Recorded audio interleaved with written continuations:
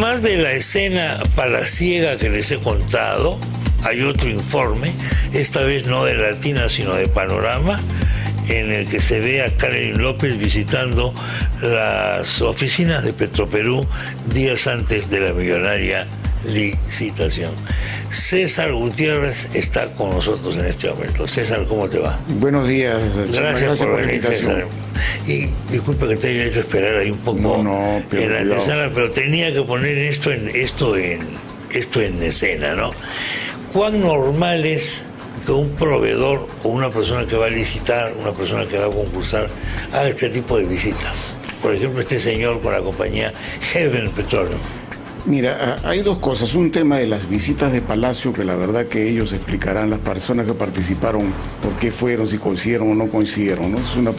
Ahora, el tema de los suministros a Petroperú y particularmente el biodiesel, ¿ya? Es un tema que yo vengo denunciando hace 3 años ¿Sí? que vengo escribiendo en los diarios, ¿ya? Sí. Ahora se ha hablado mucho de la participación nacional, porque la empresa que ha ganado es una empresa de participación nacional que tiene 13 años en el mercado, que ha participado en Petro, ganado y perdido diversos procesos. Pero los cuestionamientos, y eso hay que mirarlo en ese contexto, se ha presentado como que la exoneración supuesta de competencia internacional, cosa que hay que mirarla con detalle, hubiera significado mejores precios. Justamente mis cuestionamientos empezaron porque en el año 2019 hubo un solo proveedor de todo el biodiesel de todo el año. Y ese proveedor fue una empresa extranjera, una empresa asociada a capitales rusos que se llama Gumbor. Esa empresa ganó el 100% todo el año. Y mi reclamo era, y justamente hoy día por eso amerita que se exhiba la información, era: estos procesos de competencia se hacen en círculo cerrado.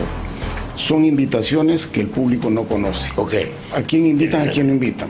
Segundo, cuando participa, cuando viene a la licitación hay un periodo de tiempo de 1 hora en la cual los proveedores presentan propuestas. Los proveedores no participan. ¿Cuánto tiempo dijiste? 1 hora. 1 hora. En 1 hora se presentan propuestas. La propuesta es una cuestión muy sencilla, porque las empresas deben ser precalificadas antes, y para que precalificarse se pasa un periodo casi de 6 meses. Todas las empresas que participan están precalificadas 6 meses con 6 meses de anticipación. Cuando participan, que no es una presencia física sino por internet, supuestamente hay un notario público que está verificando las propuestas que se presentan. Y cuando termina el proceso, los perdedores no saben con quién perdieron, ni por qué perdieron, simplemente se le comunican que perdieron. Eso viene ocurriendo desde el año 2018. Y eso es lo que yo no sé con quién compito. No sabes con quién compito, no sabes por qué pierdes y por qué pierdes. Entonces yo qué es lo que hice, ¿no? Porque me interesaba el tema. Hice un seguimiento de las ventas, porque la única forma de seguir las ventas es cuando se importa y que pasan por aduanas. Y cuando pasaban por aduanas, me aparecía, por ejemplo, un biodiesel importado de Estados Unidos, y las exportaciones de un país a otro son información pública, digamos que lo publica la Organización Mundial de Comercio. Y aparecía que en la Organización Mundial de Comercio Estados Unidos exportaba a Perú, y en aduana de Perú nunca entraba una gota de biodiesel. Y eso es un tema pendiente, que se ha tenido el 18, 19, 20 y parte del 21. Entonces tampoco no es que la importación haya sido una gran solución, o que los suministros internacionales. Y eso es lo que se llama en política internacional de combustibles triangulaciones. Yo he denunciado muchas veces eso, lo he puesto en cartera, y todo este tipo de cosas que hoy día se ponen a suspicacias ameritan que hoy día la Contraloría se va a intervenir. Y yo varias veces invoco a la Contraloría, es decir, oiga, estos procesos si hoy día se ponen en tela de juicio más allá de las visitas o no visitas, es justamente por la poca exhibición o la nula exhibición de información. Hay un secretismo en esto, ¿por qué? Porque el reglamento de Petroperú de adquisiciones lo permite. Y permite tener un régimen especial, pero eso no permite que sea secreto. Entonces, y estamos hablando, el caso del biodiesel en particular, es un mercado de 160 millones de dólares al año. Pero en el caso de los hidrocarburos, por ejemplo, del crudo y el diésel que se importa, hablamos de 4.000 millones de dólares al año. Entonces estamos hablando de todo ese contexto. Entonces, ya que se presente el tema hoy día en cuestionamiento, yo le digo a la Contraloría, oiga, usted debería obligar a Petroperú que exhiba la información de lo que ha ocurrido desde el año 2018 hasta la fecha. ¿Quiénes participaron? cómo ganaron, por qué ganaron, quién fue el notario y cómo ocurrió esto. Eso estamos a ciegas en eso. En tu época de gestión, ¿cómo funcionaba esto? Lo que pasa es que cuando yo entro a Petroperú en el año 2006, había una corriente internacional diferente. Ecuador, que es el principal proveedor de Petroperú, en ese tiempo no había biodiesel. El biodiesel comienza a venderse el año 2009, yo estaba entre el 6 y el 8. Pero hablamos del crudo, por ejemplo, porque tiene que ver con esto también, con las políticas de compras. En ese momento, Ecuador, que era el principal proveedor, cambia su política. Antes Petroperú compraba traders y ahora invita a compradores que tenían refinación a que participen en los concursos de Ecuador. Y comenzamos a participar como compradores en Ecuador y empezamos a ganar. Entonces competíamos con los traders y eso nos evitamos digamos el precio intermedio del trader. Eso cambió años después, eso fue una política de Ecuador que mantuvo más o menos entre el 2006-2009, después Ecuador cambia y bueno, y vamos a este régimen.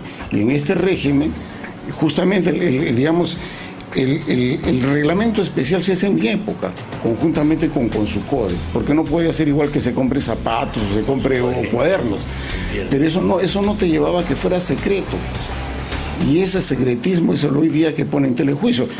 Yo creo que los proveedores tienen el derecho a hacer sus descargos, pero la mejor forma, el mejor descargo es que Petroperú exhiba toda la información. No estamos hablando solamente de un proceso que acaba de ocurrir, 70 millones de dólares.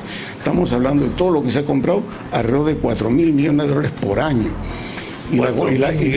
Por año, por supuesto, porque los biocombustibles solamente representan 160 millones de dólares al año, pero el crudo y el diésel que se importa suman 4.000 millones. Entonces, es el momento oportuno que la Contraloría diga, oiga, esto ya no puede seguir así. Exhiba la información de todo lo pasado, encuéntrese a los responsables si es que hubieron malos manejos, porque aquí se generan muchas suspicacias. Una de ellas, justamente con el biodiesel, que ha habido exportaciones de Estados Unidos a Perú que nunca llegaron. La Organización Mundial de Comercio lo citan como exportación con destino a Perú y a Perú no llegaron. ¿Y por qué se genera más suspicacia? Porque el biodiesel americano tenía derechos compensatorios y derechos antidumping en el Perú. Y entonces se puede estar utilizando como si hubiera entrado de otro destino para eludir derechos. Entonces, ese es un tema complejo, que hay que mirarlo en ese contexto, y ya que se da la oportunidad, exhibamos pues toda la información, sancionemos a lo que debe sancionarse, pongamos todas las suspecas en que debe ponerse, y así creo que vamos avanzando. Esa es la única forma. El tema Petroaudios es otra materia. El tema Petroaudios significó la participación de un concurso para exploración. Para exploración. Entonces ahí las empresas que participaban no es que cobraran algo al Estado, venían a invertir al Estado, y Petroperú no ponía un centavo. Esas son dos cosas completamente diferentes. Claro.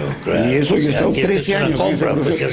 Claro, acá Petroperú no compraba nada, se asoció con una empresa noruega para participar en un concurso organizado por Perú Petro para explorar con plata del socio privado, sin plata de Petroperú. Ese fue Petroaudios. Una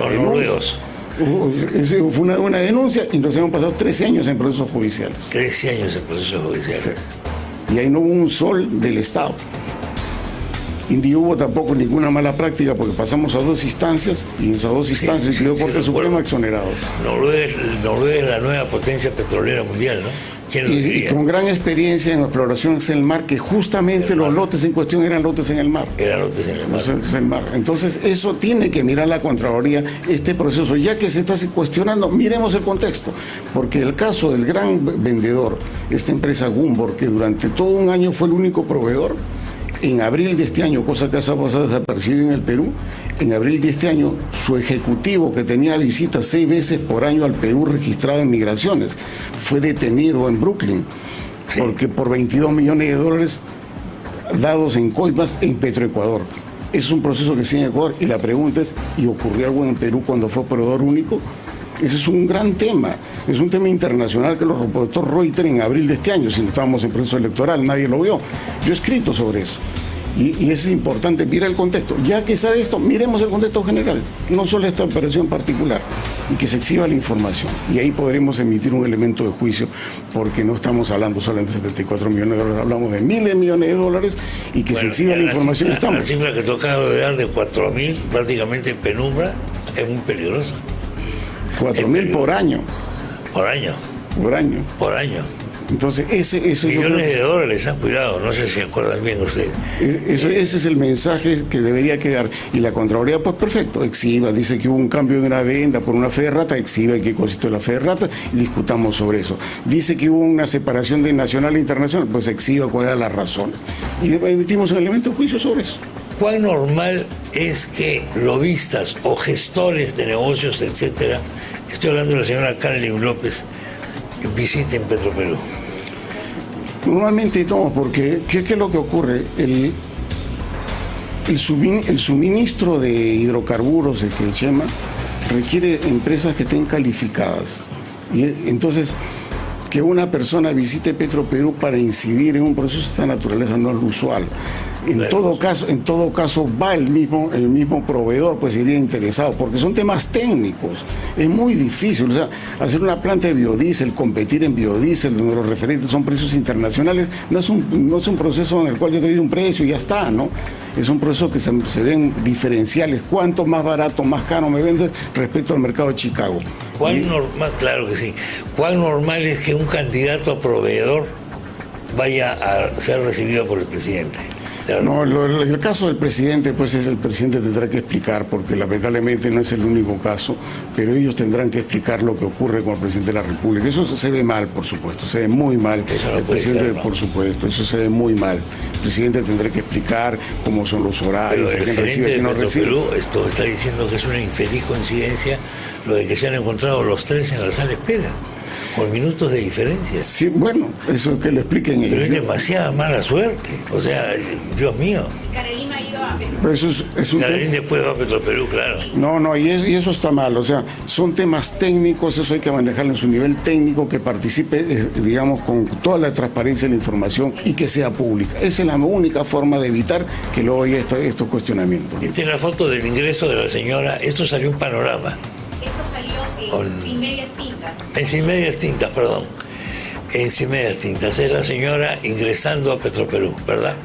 Claro, y que explique qué día entró, que explique el gerente general, la persona a quien visitó. Petroperú tiene ahí un registro electrónico que no se puede cambiar, sí. Y que digan a quién visitó y por qué visitó. Esas explicaciones que le den ellos. Yo lo que digo es este contexto que hoy día criticamos, es un contexto mucho más amplio que será la oportunidad de revisar el conjunto, no solamente esto. Y ten en cuenta que esta necesidad de 4.000 millones al año va a continuar el 2022 y los años que siguen, porque así se quiere hacer la decisión de Petroperú. Dime una cosa, lo que es, no sé, podría sonar razonable hasta cierto punto que un futuro inversionista vaya a visitar al presidente a decir, tengo un plan de invertir 2.000 millones de dólares. Eso sí ocurre, eso sí ocurre, se exhibe, o sea, pero a ver, los inversionistas... Pero públicamente, quiero decir, ¿Ah? Públicamente. Sí, claro, porque mira, muchas veces que han venido los inversionistas a ofrecer inversiones que tienen un proceso de competencia, las inversiones han sido anunciados en el propio Palacio de Gobierno cuando el inversionista venía. Pero eso es muy diferente. Es muy diferente. Yo voy a invertir tanto, perfecto. Claro. Los procedimientos van por proinversión. Vaya usted por allá. Vete a proinversión, vete a cumplir los reglamentos, vete a Petroperú, saca el reglamento, una copia, en fin, así. Por eso yo decía, ahora que se exhiban los documentos que ameritaron este tipo de cosas, esto iba a pasar. Y veamos el futuro. Y van a tener que salir, ¿eh? Quédate, por favor, César, con tu venia. Tengo que ir a la información con Marcial Videla. Marcial, adelante. Continuamos en el Parlamento Nacional, por aquí nos acompaña la parlamentaria Norma Yarro. Vamos a consultar sobre esta problemática y nuevamente involucran al presidente con temas de tratos con personalidades quienes ganaron licitaciones con Petroperú. ¿Qué tal? Bienvenida a PD Radio. ¿Cómo están? Muy buenos días. Bueno, una raya más a la cebra, ¿no? Esto es muy grave, gravísimo lo que se ha visto ayer en un informe periodístico. Acá sí hay una clara influencia del presidente para tener alguna preferencia con, digamos, el que ha ganado una licitación de cerca de 74 millones de dólares para en la compra de biodiesel, ¿no? Vemos al presidente, al gerente general y al contratista, digamos, que se adjudicó esta obra en 2 visitas a Palacio de Gobierno. Yo hago un llamado y felicito la rapidez con que se ha pronunciado ayer la Contraloría General de la República diciendo que va a tomar todas las acciones del caso.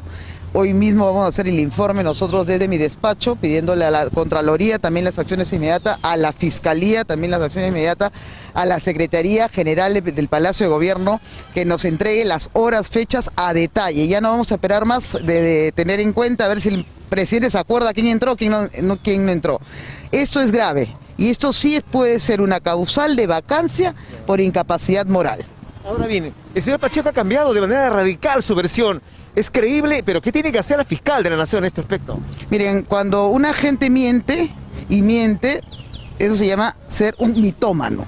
Lo que hemos tenido acá en 4 meses solamente es una serie de mentiras, idas y venidas, contradichos y dichos. La premier dice una cosa, el presidente otra cosa, Pacheco otra cosa, los ministros dicen otra cosa. O sea, la verdad no sabemos a quién creerle. Acá la fiscal, y hago un llamado a la señora Zoraida Ábalos, señora, usted es fiscal de la Nación. Usted no trabaja para el presidente de la República, usted tiene una obligación con todos los peruanos. Conviértase en esa persona que el Perú la recuerde por un trabajo exitoso y no por traicionar a la patria. Sí, se ha conocido un gran número de parlamentarios que no han completado su vacunación o que simplemente no se han vacunado, algunos son de Perú Libre, y otros que, por ejemplo, no han registrado su vacunación en el extranjero. ¿Qué llamado le podría hacer en todo caso? Bueno, miren, esto es un tema ya personal, obviamente cada uno tiene que tomar una decisión. Yo creo que en este caso yo le diría a los parlamentarios que no se han vacunado que traten de no tener contacto con las personas que sí nos hemos vacunado y estamos haciendo lo que se llama el cordón. Bien, hemos aquí conversado entonces, buscando reacciones sobre este nuevo... Bueno, ya voy a hacer un pequeño comentario sobre esta cuestión de la vacunación que me parece increíble. Pero antes... César Gutiérrez es presidente de Petroperú. Nos ha dicho cosas muy sustanciosas, ¿eh? Primero, que hay que aprovechar la coyuntura para que de una vez estos señores de Petroperú presenten un informe sobre estas compras que ascienden entre diésel y algo más. O sea, entre biodiesel, diésel y crudo, $4.000 millones al año. $4.000 millones anuales, señores. Segundo, que se hagan licitaciones abiertas, transparentes, no en cápsula. Y tercero, que no es normal que un licitante o uno que va a participar en una licitación vaya al despacho presidencial. Sí, y el mismo Petro, por ejemplo, el caso de este señor de Gumbor, se llama Raymond Cojut, que está detenido en Brooklyn por coimas en Ecuador por $22 millones. Fue un visitante frecuente en los 4 últimos años, del 2017 al 16 al 20, a Perú 2 veces por año, 6 veces por año. 6 veces por año. Y iba o no iba a Petroperú, es la oportunidad de la Contraloría de verificar eso. Eso se puede verificar. El argumento le encantaba el ceviche y quería estudiar la evolución del ceviche en la historia de la cocina. Entonces, por eso es una oportunidad. La señora Yarro se refiere a este caso puntual. Yo le diría, perfecto, hago lo más amplio, revise todo. Exponga la información, vea cómo invitaron, por qué invitaron, cómo seleccionaron, y de esa manera podemos sacar conclusiones. Es la mejor manera. Y de esa manera hay que tener en cuenta que del 2022 hacia adelante estamos a $4.000 millones más por año. $4.000 millones más, increíble. Bueno, vamos a ver, la Contraloría se ha movido rápido, ¿no? ¿Parece? Bueno, ahora sí, pues, pero cuando se ha invocado este tipo de cosas, inclusive con lo de Brooklyn, que se mencionaba desde abril y que era noticia internacional, no se movió. Cuando había suspensión de la empresa en Ecuador, no se movió. Y este es un tema internacional. Vamos a cambiar un poco de tema e ir a esta cosa en las Bambas. Las Bambas parece una cosa ya inevitable, ¿no? Da la impresión de que no hay nada que hacer. ¿Cómo es la cosa, César? Que ahí nos hemos ido de la protesta social al chantaje, ¿no? Al chantaje. Al chantaje, porque una cosa es la protesta social, el tema del transporte por camiones como que meritaba una protesta, digamos, el que la empresa no ha hecho un mineroducto creo que es una falencia grande, pero luego como que pasamos, dame algo que te levanto el paro, y que esto ha llevado pues a situaciones extremas que la empresa se paralizó la producción, gran perjuicio al país. Es terrible. Eso, lamentablemente, por ejemplo, el ministro de Economía dice, necesitamos la minería, vamos a subir los impuestos. Primero, preocupémonos que las empresas mineras que están produciendo sigan su producción, que usted cobrará impuestos. Y eso significará ingresos en dólares, que significará algo para el tipo de cambio que se dispara. Pero eso se ha dejado. Lamentablemente, la primer ministra, con sus intervenciones, no solamente por el tema de Ayacucho, por las otras intervenciones, y el propio ministro de Energía y Minas, a veces hay que dejarlos que bloqueen la carretera, que fue lo que manifestó. Eso ahí es una pésima señal en un momento que el precio de los metales estaba muy alto y que hubiera significado grandes ingresos para Perú. No es Vamos el a único desaprovechar la oportunidad del precio internacional. Eso es lo que está ocurriendo. ¿Qué puede pasar con los precios? Mira, hay una incertidumbre. Los precios se han mantenido altos, pero la gran incertidumbre se ha presentado por esta empresa inmobiliaria china que se llama Evergrande, que tiene una deuda monstruosa que va a significar probablemente el quiebre de la empresa, y eso, como usted es una empresa que está en el sector construcción, podría hacer que baje el precio de los metales. Hay incertidumbre, pero el buen momento, que hasta el momento ha persistido, no lo estamos perdiendo. Cerro Lindo ha cerrado, Bambas ha cerrado, los proyectos como Tía María prácticamente se han cancelado y no hay nada nuevo. Lo que está nuevo es lo que está en camino, con posibilidades que encima los bloqueos nuevamente lo conviertan en un problema, ¿no? Esas cosas, lamentablemente, desde el gobierno sean las peores señales para esto. En buena hora el Congreso al menos evitó mayores tasas impositivas a la minería, no porque no nos guste, sino en ese momento menos oportuno. En un momento que para producción ahora te subo impuestos. Sí. O sea, eso sería completamente inoportuno cuando el gobierno le dice, perfecto, aliento la producción, ahora hablemos de mayor participación hacia el país. ¿Por qué hay un sector de la población peruana que tiene una relación extraña con la minería, casi de amor-odio o de odio en sí? Hay gente que no le gusta la minería porque quiere que el Perú sea un país agrícola, no importa con que nuestros valles sean escuálidos o que nuestras tierras sean malas. En general, sino que quieren un mundo más o menos idílico, o sea, con economías cerradas, ¿no? Que es un error, pero también ha habido excesos, ¿no? Excesos ha sido lo que hoy día se discute con el ordenamiento territorial. ¿Cuánto el territorio puede ocupar por una actividad extractiva? Mira, cuando se presentó el problema de Conga en Cajamarca, sí, había provincias en Cajamarca que el 90% del territorio está ocupado en concesiones mineras. Eso era un exceso. Eso es un exceso que lamentablemente de la parte política no se apoyó para descongestionar eso. No se puede estar otorgando tampoco concesiones de forma irracional contra el territorio. Ese equilibrio es lo que se busca, pero lamentablemente ahora, en vez de buscar ese equilibrio, nos vamos al otro lado. Sí. Donde ya prácticamente en el mismo ordenamiento territorial está poniendo como una condición previa para que se desarrolle o no la actividad. Y de hecho, habiendo antimineros, va a decir, acá no quiero minería. Y eso va a ser un exceso. Entonces, yo creo que el propio sector empresarial no fue consciente de ese exceso que se presentó, sobre todo en comienzo del año 2011-2012. Esos, digamos, ocupamientos territoriales eran indebidos. Y el equilibrio... O sea, ¿tú crees que ha habido excesos ahí? Claro, lo ha habido. Las cifras que estoy diciendo son elocuentes, son cosas que han ocurrido, son cifras públicas. Eso ha debido descongestionarse. Pero como no se ha hecho, nos hemos ido al otro extremo. A cerrar todo ya. Sí, claro. Igual el caso de Tía María, ¿no? El caso de Sauder no ha tenido una buena relación comunitaria con la gente, en Moquegua sobre todo. Había permanentemente durante años, casi décadas, lo que se llama una lluvia ácida, o sea, ácido sulfúrico, o sea, azufre al medio ambiente, que significaba, digamos, precipitaciones de azufre. Demoró años para que hicieran una planta de ácido sulfúrico. Eso generó un antecedente. A nombre de eso se oponen en Tía María. No es lo correcto, pero también la empresa no actuó como debió actuar durante muchos años. Hoy día lo de Tía María es una irracionalidad, pero la empresa también hay que tener en cuenta que era un mal antecedente.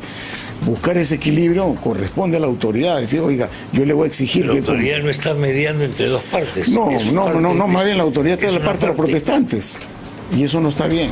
O sea, la autoridad o sea, el Estado no actúa como árbitro, sino actúa como promotor de conflictos. Claro, porque tú ves, ponen en la Dirección de Asuntos Ambientales, el Ministerio de Energía y Minas, un antiminero.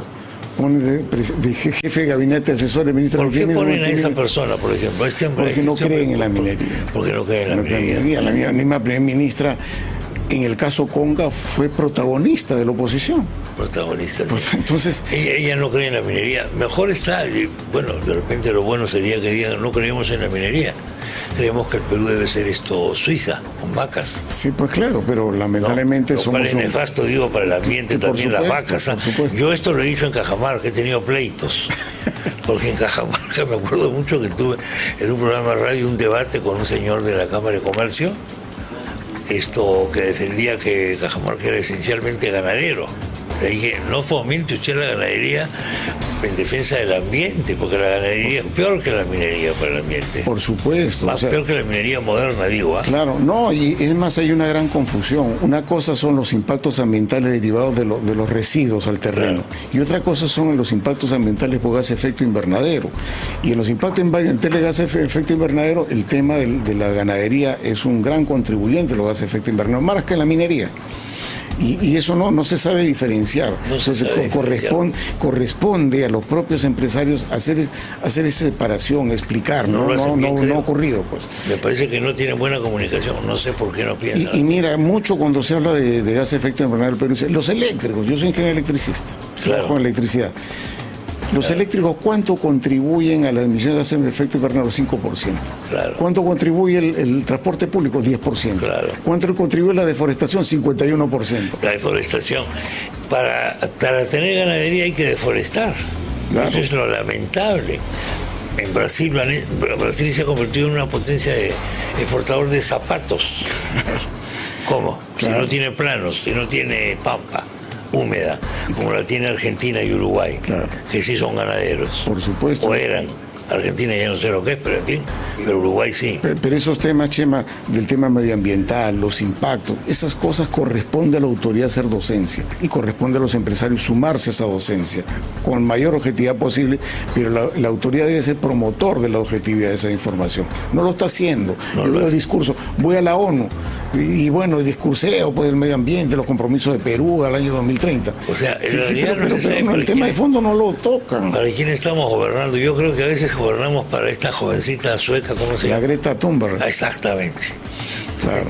Que es una activista con desconocimiento, pero con alto impacto internacional. Tiene gran impacto porque su mensaje es interesante, es juvenil, es rubia, pertenece al hemisferio norte, es blanca.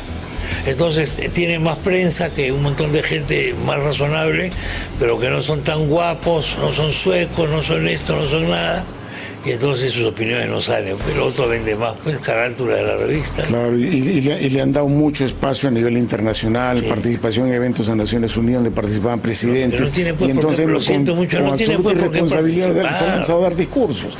Y el Perú ha participado y dice, me comprometo en el 2030 a hacer tal reducción de gases de efecto invernadero. ¿Y qué política ha hecho en el Perú? ¿Qué política ha hecho? Nada, absolutamente nada, es demagogia.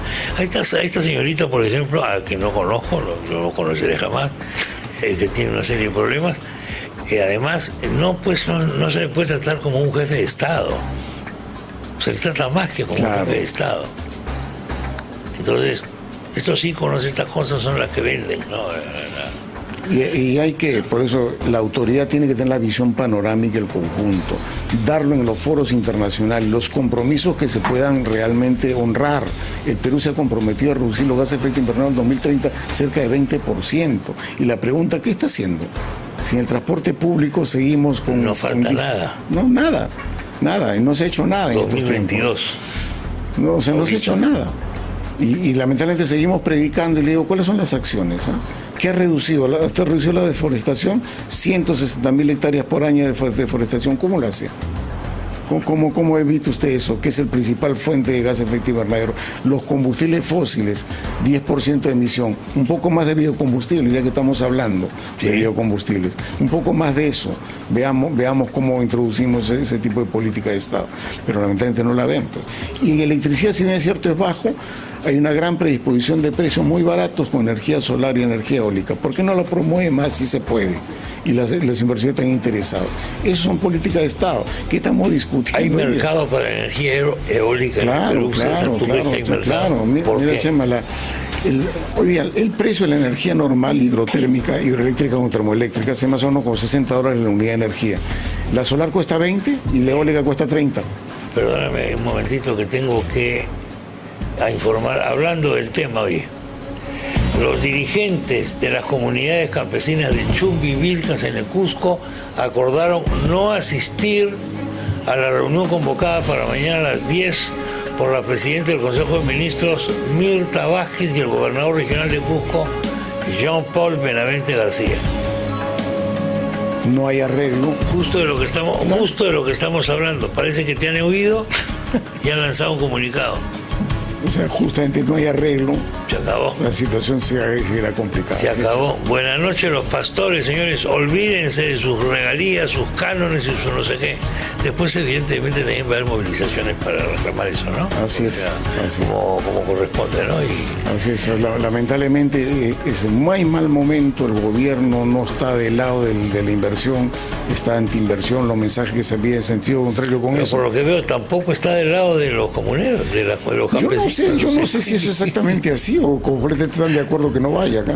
O sea, porque es un tema. El otro día han venido acá justamente dos personas de la localidad de Chalhuahuacho,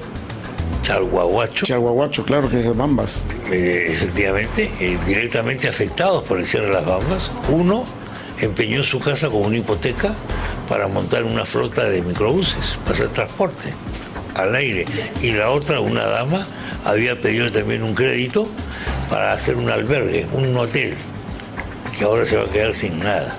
Como ellos, hay un montón de gente que ha intentado una mejora económica y un ascenso social gracias a la minería, que es lo que trae la minería siempre, ¿no? El ascenso social, la creación de una clase media local, etcétera, etcétera, etcétera. Se acabó. Y Chema, no solamente es Bambas, en la zona alrededor del corredor minero también es Antapacay y también es Constanza. Lo que va a seguir en este plan es Constanza parado, Antapacay parado. Sí. Y estamos parando gran parte de la producción de cobre en el país. Eso es lo que estamos consiguiendo. Y eso de que no asista al gobierno, a mí me parece más acuerdo que no vayan, porque ellos están en la misma línea. No ha sido el fiel de la balanza el ministerio en esto. No ha sido pues no equilibrado, digamos, el diálogo entre las partes, digamos, ¿no? Por supuesto. O sea, es necesario. ¿Qué ha hecho? Puede ser necesario cerrar anticipadamente 3 minas en Ayacucho o 4 minas en Ayacucho. Entonces, claro, los radicales le dicen a Mirta, oye, o sea que los de Ayacucho sí pueden cerrar y esto no, cierra todo, pues. Y que esa discusión tiene que ser coherente, pues. Entre tía María, que no debe ir. Eso se discursión en tía María. No, tía María, ya pues buenas noches, ¿no? Buenas noches. Entonces, lamentablemente... ¿Te acuerdas todo el debate y todos los desplantes que hacía nuestro querido presidente Humala con conga sí, conga no? Sí, pues, o sea... Parecía un baile, el baile de la conga, justamente. La conga. De la conga, ¿no? Y lamentablemente fue el inicio de toda esta corriente de parar todos los proyectos mineros. Se salvó en esa época solo Quellaveco, que Anglo American manejó correctamente, que fue muy proactivo, consiguió su licencia social y bueno, ahora recién está desarrollando el proyecto, porque así van los proyectos mineros. Eso ocurrió en el 2012, estamos en el 2021. Son proyectos de largo aliento, alta inversión. Y a veces también las empresas no han hecho lo que ha hecho Anglo American, que fue un gran esfuerzo. Bambas, en su primera etapa, como están la empresa Strata, hizo su tarea. Lamentablemente, cuando cambia MMG, eso se abandonó y estamos viviendo esto, ¿no? César, te agradezco mucho la visita. Muchas gracias, Chema. Te deseo, si no nos vemos, muy feliz Navidad. Gracias, estoy esperando mi panetón San Jorge. Tu panetón San Jorge te lo va a llevar una diligencia, un carretón, porque pesa. Por ser post. Por ser, pesa. Y lo que dice 1,5 kilos no es esto, no es una... no es una broma. De realidad. No, es una realidad. Yo lo he cargado y he hecho pesas con eso, y entonces la cosa está brava. Bueno, mientras todo esto ocurra, vamos a recordar a nuestra historia.